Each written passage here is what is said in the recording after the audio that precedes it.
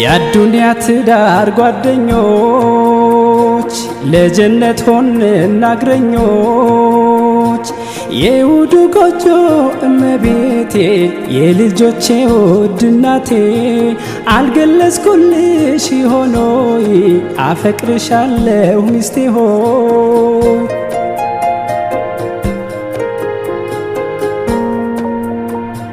በእስልምና ፍቅርን የመግለጽ ግዴታ ለጋብቻ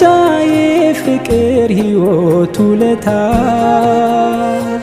ሐቆንና ነፍስ ያንቺ ላይ እንድትኩራ ፍቅሬን መግለጽ ፈጣሪ አዞኝ ማንን ልፍራ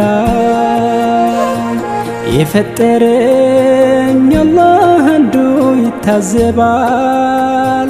ካንቺ ፍቅር ልቤ ሌላ እንዴት ያስባል